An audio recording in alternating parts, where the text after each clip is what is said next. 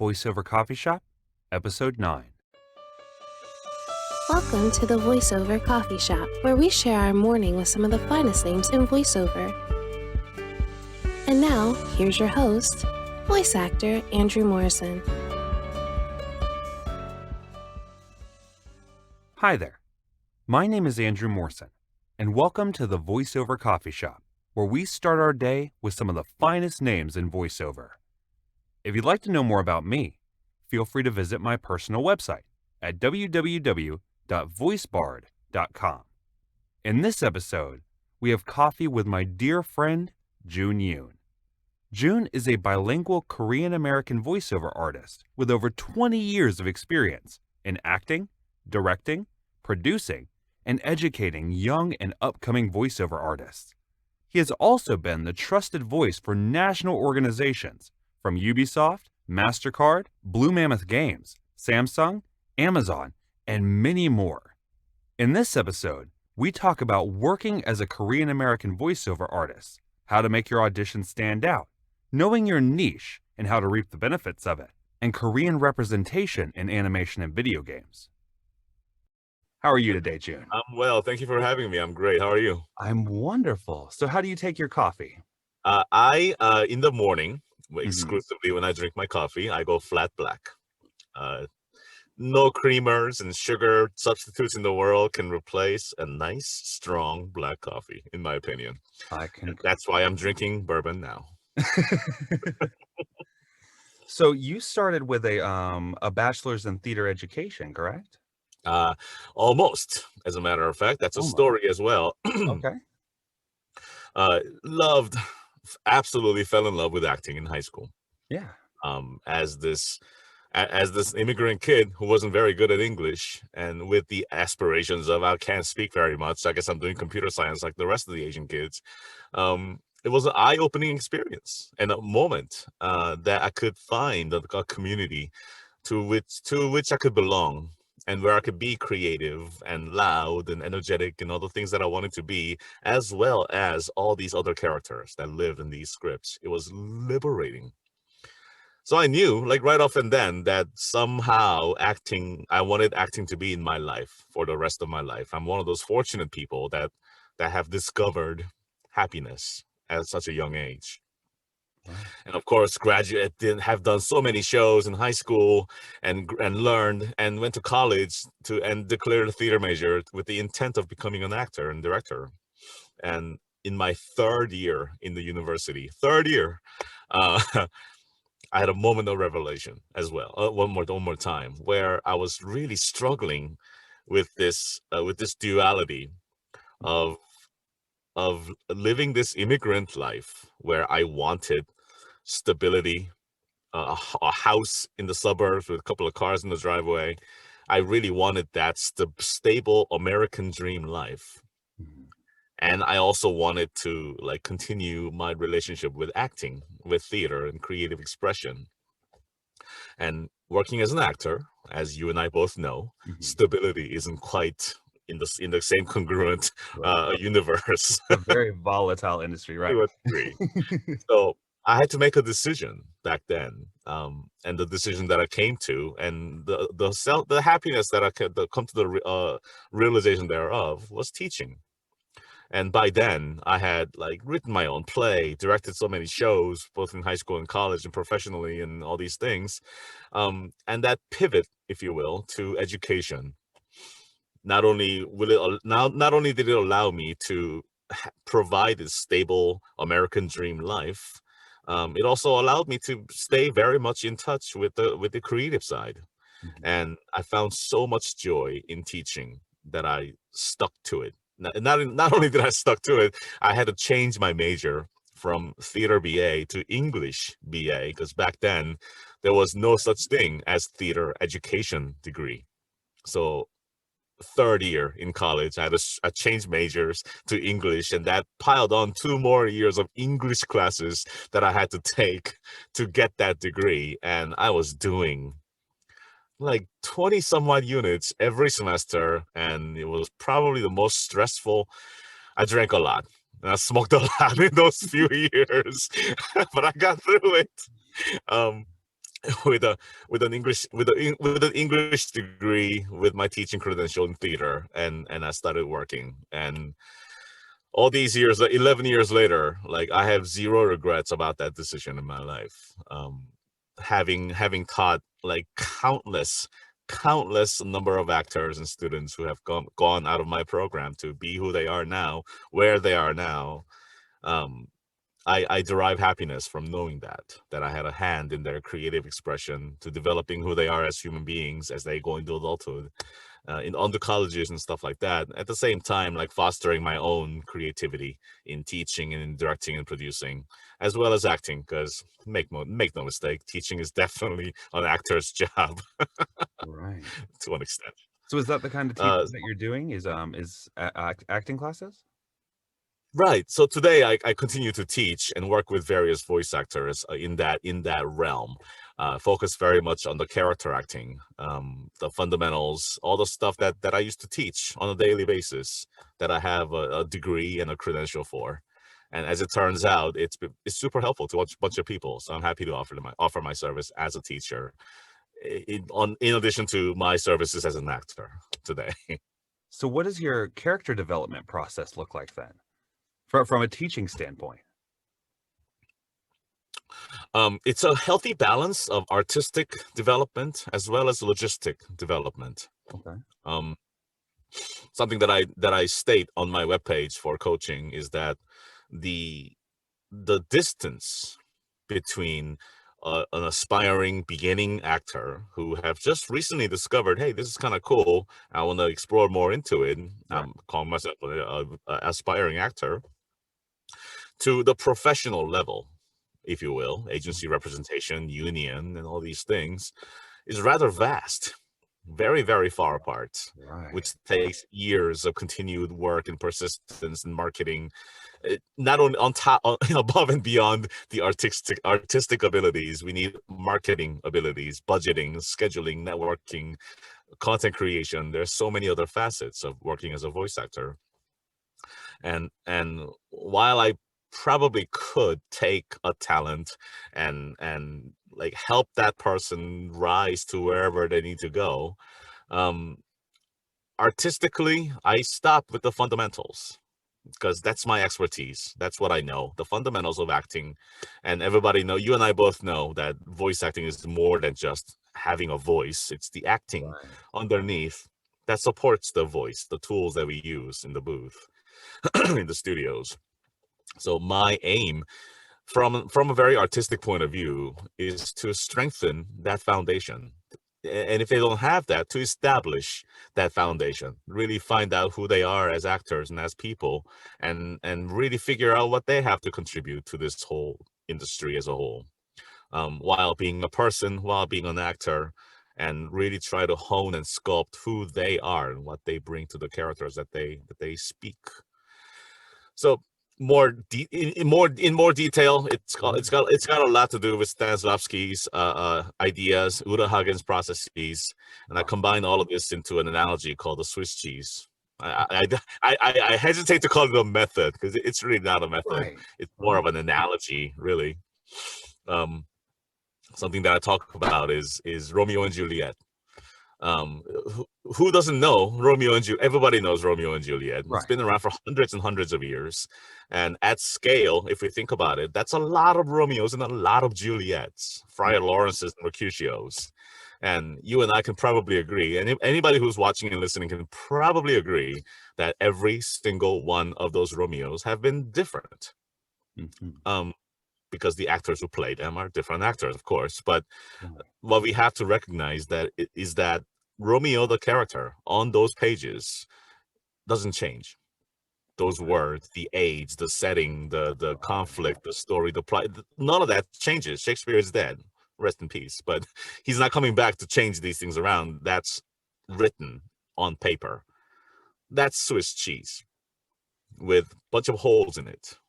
And our job as actors is to analyze and identify where those holes are, how big those are, how many there are, and fill those holes with our own cheese.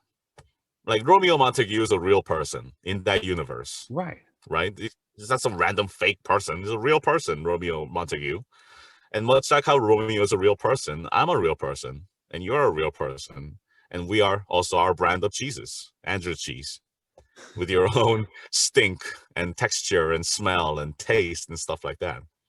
And depending on which portions of the Andrew cheese we scoop out to fill those missing information holes with, like, do you know what Romeo's shoe size is? No, I do not. I don't, right? Do you know what Romeo's favorite food is? No. Do we know what kind of hair products Romeo used to use when he wake up in the morning? We don't know that, right? But he's a real person, right? Right. He would know those things. Those are missing holes, the Swiss cheese holes, and we fill those with the authentic information we have about ourselves. I'm a 9.5 shoe size, and I use just water for my hair, and I use that information to insert into those holes to make that Swiss cheese more infuse it with my own stink, if you will, to Right. create this Andrew Swiss cheese. And it's that fusion of flavor that we bring to the Swiss cheese to create this unique triangular full block of cheese that we present on a silver plate in the form of an MP3 that the casting directors will take a bite of, and they'll either like it or they'll hate it. but I think stinkier and the more colorful, the better, generally speaking. And if they like the fit, if they like the flavor, they like the smell, they'll put you on display and make you sign an NDA, I Right. guess. Right. That's artistic, like fundamentals of what I teach. Gotcha. Logistically, the business and the marketing, demo production, social media marketing, content creation, website design, networking, all these things are, of course, play a part in this balanced travel journey, perhaps, of an actor. And that's what I try to instill and create a foundation thereof, and launch them off with that, so that they know what to do. It's, pragmatically speaking, know what to do with a copy, script analysis, breaking it down into beats, and answering Udo Huggins questions, and how does it relate to me, and to take that further with someone else. And I really do mean someone else. I have referred already so many people to the wonderful coaches that I know, and I've yet to hear a complaint about, thanks for referring this guy. He's terrible. I haven't heard that yet, which is probably a good thing. And Right. I'm sure the coaches that I work with that are on the upper echelon would love to take in beginning actors and really show them the way from the beginning. But I've heard great feedback from those people on what I'm doing. I'm essentially preparing a brand new raw energy of a talent and an act, and shaping and making it shinier, perhaps, and delivering that talent to a better coach, so that they can take them to an even greater height, to fill the rest of the gap, if you will. That's what I offer. That is probably one of the greatest analogies for the voiceover process that I've ever heard. And not just because of the filling gaps portion of it, but also because you're not going to turn curds to Swiss overnight. That's fantastic. Okay, so now when you are presenting your own cheese stink to potential clients, how do you be more pungent than the competition? I rely heavily on who I am and what I have to offer. My one big thing that I push with everyone, my students and colleagues, everyone alike, is the idea of having self-awareness about who you are. I mean, how can we possibly portray another character, if we don't know who we are, right? We Right. have that baseline, perhaps. And just touching on the Swiss cheese thing again, if we don't know where to look to scoop, and how big or what shape of the cheese to fill those holes with, then we're not going to be efficient at creating that hybrid cheese. But coming Right. out of that, for me, I'm well aware of who I am, my philosophies, my principles, what I have to offer.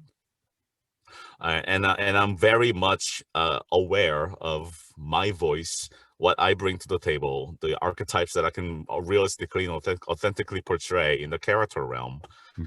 Um, it's kind of going back.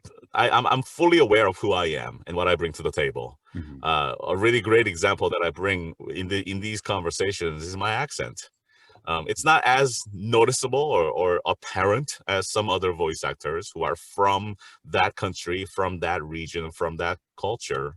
I've lived here since I came here in '94 when I was 14 years old. Okay. So my accent development in America is slightly unique and eclectic to an extent, Hmm. where my English is very much West Coast American standard LA delivery with a tinge of something in there.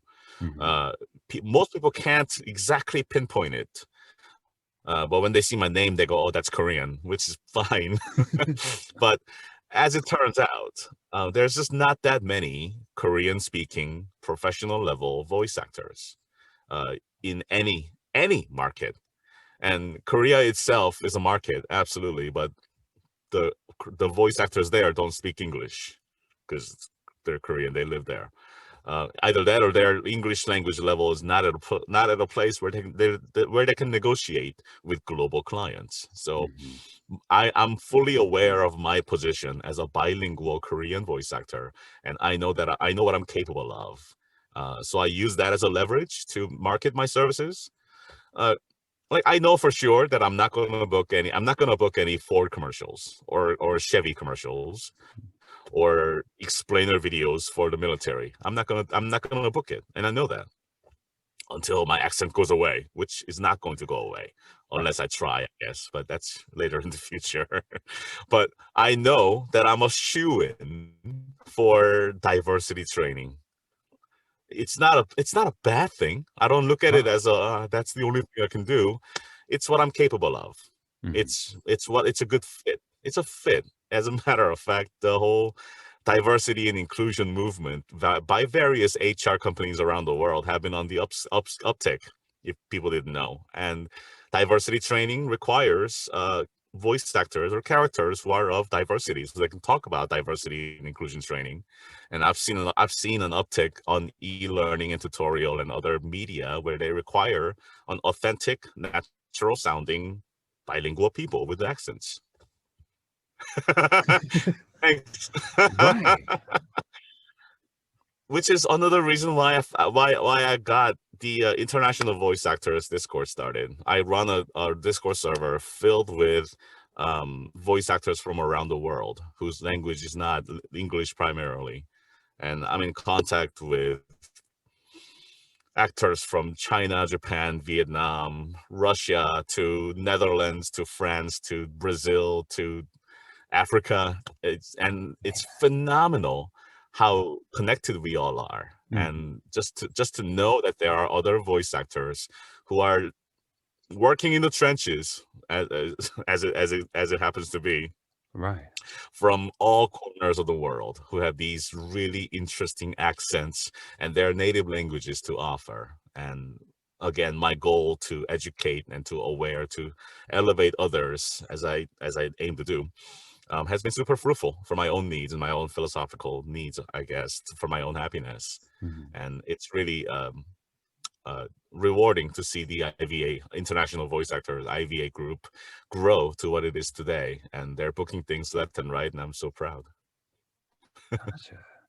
So, what are those philosophies that go into your voiceover work? And do you uphold a sort of moral code where you say, yes, I'll voice that, but no, I won't voice that? I am a um, let's see. The one thing that I will not do Hmm. is negative, attacky political ads. Okay. I just won't do it. Personal belief, philosophy, I guess. I don't know. I Nice. just any creative any projects that aim to vilify or to put down in any capacity of other people and thoughts and ideas, I just don't vibe with it. And I know that if I try to fake it, it's going to come off as disingenuous, and I'm not going to give a good Right. performance out of it. So I already know that about myself, self-awareness. So I just don't do it. Any religious feel, I'm an atheist, true and true. I just don't think that's a thing. I don't believe it. And any projects where I'm required to narrate with a directional intent in the context of religion, it's going to come off as disingenuous. And if I'm a client hiring a voice actor, I'm not going to hire me. I wouldn't. Why would I? And I know that. So I don't do those projects either. Porn? I don't do porn. I guess. Sorry. I don't do porn. Aside from that, everything is fair game. Like I don't do pranks. Like I've been approached by different producers. Hey, we have a prank app that calls other people and leaves prank messages and prank phone calls. That feels, even though it's like fun, that feels negative to me, so I don't do it. Okay. So there's like nooks and crannies and nuances, obviously, but I'm open to a lot of projects and directions, but I'm closed off. Some of them are definitely non-negotiables. So then on the other side of things, flipping to a more positive conversation, we all get excited whenever a voiceover project comes to our inbox where they're like, yeah, we want you. But what are the ones where you just get like just ecstatic, where you're like, yes, no, that's the kind of project I've been waiting for. That's one where I feel like it resonates well with me, whether it be a message or or a character. Like, what are those projects that you kind of try to market yourself towards? Character acting that are representative of what I look like. Okay. Growing up, and this experience is not exclusive to my own journey, but growing up, I really did not see or experience anyone that looked like me or sounded like me in any capacity, aside from caricature and satire, perhaps. But I have not, in my memory anyway. I don't know. I'm not aware of anyone that looked like me in the media, Western, especially here in Western Korea. It's different, sure, because I lived and grew up there. But when I came here, the idea of an actor or a society in general, to an extent, of what I saw on the TV screen and the movie theaters, none of them look like me. So when projects come along that are characters of Korean descent, Yeah. I'm particularly, the thing is pinned on my Twitter profile. I'm particularly proud and affectionate of Jae-yoon, who is the 50th legend in the Brawlhalla mobile fighting game, the platform game. Mhm. The studio reached out to me personally, directly, and said, "Would you be interested?" And I immediately said yes. Not only is Jae-yoon a Korean character of the proper representative of the culture with the language mixed in, they said, "We would love it if you could speak some Korean as well in the dialogue." Of course. Of course. So I worked with the studio to develop some lines for that character, for the trailer, and did various versions in English, Korean, Konglish, you put together Korean English, and they ended up keeping a lot of that in that video, with subtitles underneath in certain sections and phrases. And that video and that project, that role was definitely and will continue to be one of my proudest achievements as a voice actor, to represent Korea and my culture and my identity in that ethnicity. At the same time, just to know that there are other people, kids, children, youth, whoever it is, that are playing this game and knowing that there's a Korean character voiced by a Korean voice actor. That really speaks to me. And any opportunity where I can voice a character of my descent, of my nationality, culture, however you want to frame it, I jump at it without that much disregard. I jump at it. And that was the project that you did with Blue Mammoth, correct? Correct. Gotcha. So, what do you believe embodies the correct representation of Korean culture within, whether it's say a video game or an animated character? What would you believe would be the correct representation as opposed to the incorrect representation? Uh, Specifically talking about the Korean culture, which is Right. so prominent in today's media Right. landscape. Matter of fact, it didn't Right. certainly didn't used to be this way a couple of decades ago, but with the explosion of K-pop and Korean media in general, movies and TV shows, Hmm. and the infusion of the Western culture into that culture as well, which has been increasing this whole time, Korea has certainly become a very popular, a well-known nation and culture around the world. Um, Right. when we talk about LG and Samsung and Hyundai and Kia, people know what those brands are, and K-pop groups and Parasite, people know. Psy, ugh, Psy. Anyway, Right. Korean barbecue, more happier. Korean barbecue, everybody knows. Anyway, Right. the proper representation to me, part of that is the visuals, Hmm. the Korean characters with our facial characteristics, clothing, the culture, the colors, the costumes, the traditions, all of the above, the visuals, certainly. But it also, to me, involves rituals, practices, customs, perhaps. Like I would love to one day, and this is a very far-fetched dream. I would love to one day voice a Korean character in a Final Fantasy franchise. I'm a huge fan. A Korean character in a Final Fantasy franchise who cooks kimchi and Korean barbecue for the other characters. How lovely would that be? My gosh, I Yeah. big food person, Swiss cheese analogy. Where did that come Right. from? I'm a big Right. food person. And so knowing that about myself and pursuing my own happiness of wanting to be an actor, to create these roles and give life to a bunch of words on a script with visuals attached. If I can work towards my dream of not dream, but towards my intent and eventual goal of using my voice and using my work to create characters that look like me and who look like other Korean kids who are growing up around the world as well as in Korea. Like that I would love that. I would love for that to be my purpose in this journey. Thankfully, I'm blessed and I'm fortunate enough to be doing this for a living, to pay the bills and live a very happy life here with my wife and kids. But like, I would love for that to be my legacy. And I'm working very hard to attain that, to leave that behind as I retire and, sit in my rocking chair and yell at kids to get off my lawn. I would love for that to happen.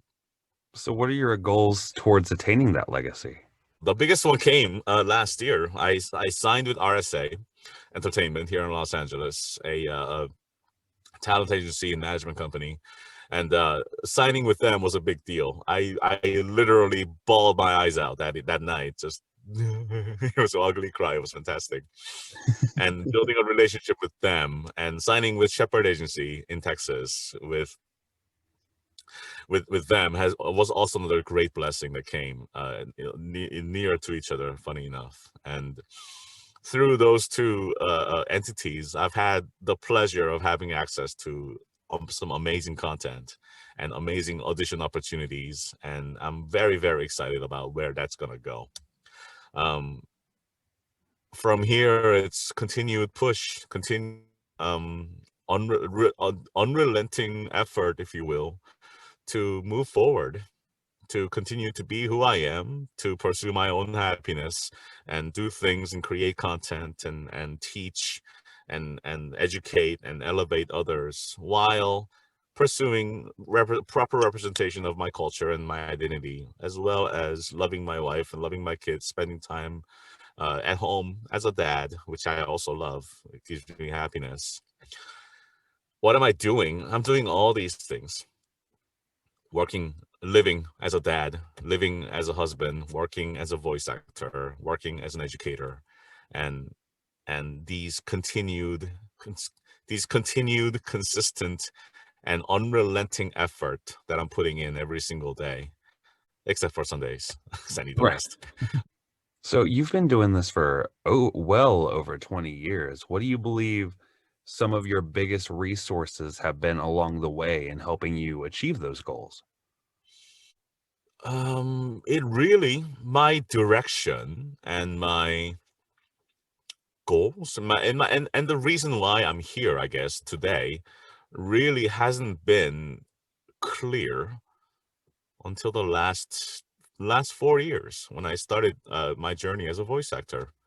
Um, in the so I started acting in 1996 Hmm. as a high school student. Fell in love with it and just went all out. And from there, it was mostly stage, of course, but absolutely fell in love with it.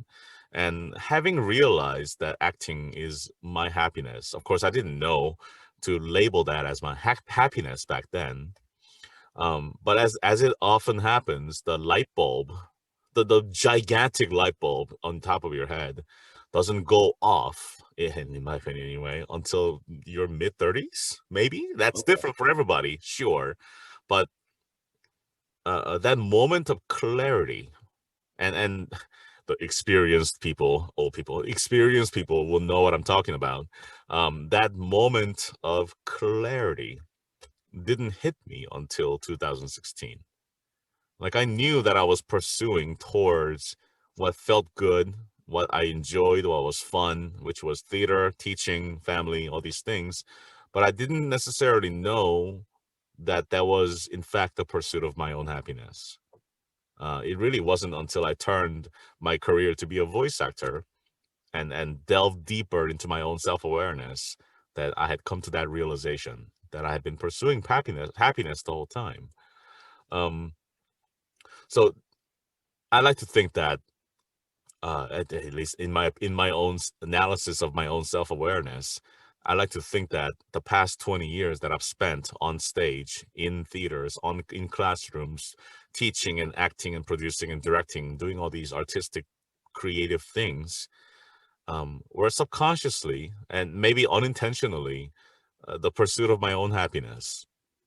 And now that I look back at it in retrospect, knowing what I know, and with that clarity in my brain, um, I'm fairly confident and confident to be able to say that I was pursuing my own happiness this whole time. And I really think that that is what contributes to my success, my journey, my progression. Um, it kind of puts everything into perspective, if you will. Like, it makes sense. The pieces are dropping into their places after getting all this white hair and having that clarity in retrospect. And it's a great feeling because it puts the past into perspective and justifies and identifies and defines what I had done, the life that I led so far. And it really clearly defines and illuminates, if you will, the next 40 years. It's a good feeling for sure. And I'm fortunate to be able to say that about my own life and my own journey in my own self-awareness. I hope that makes sense. Yeah, that makes perfect sense. So, with that self realization, if you were to write a letter to yourself when you first became interested in theater from your current position, what would that letter say? I'm currently working with a number of teenagers Hmm. who are gung ho and passionate and super talented, by the way. Right. Um, because let's back when I was their age, back in those days, voice acting wasn't a thing that I knew that existed. We didn't have Twitter. We didn't have Discord. We didn't have the VAC. What the heck is Casting Call Club? We didn't have any of that. And I like to think that if I had been born in today's landscape and had access to all of those resources that are available now, I really think that I would be somewhere else today. I don't know where that is. I don't know where that is. I don't have any regrets about my past or my history, of course, but I like to think that if I had gotten started sooner in this journey of voice acting, goodness gracious, I like to think that I'll be in a very, very different place, for the good, of course. Very, very different place. Thank you so much. Pleasure's all mine. Thank you for having me. I hope you enjoyed learning about June's Swiss cheese method of acting and how he built himself as a resource to the young, the different, the bilingual, and the passionate to give as much back to this industry as it's given to him. If you'd like to know more about June, he runs a podcast featuring up-and-coming voiceover artists called Voice Actor Showcase. You can also find him at www.voicemodo.com. Thank you for listening, and I'll see you next time. Thank you for listening to the Voiceover Coffee Shop. For more information on guests, new episodes, and more, be sure to visit www.vocoffeeshop.com.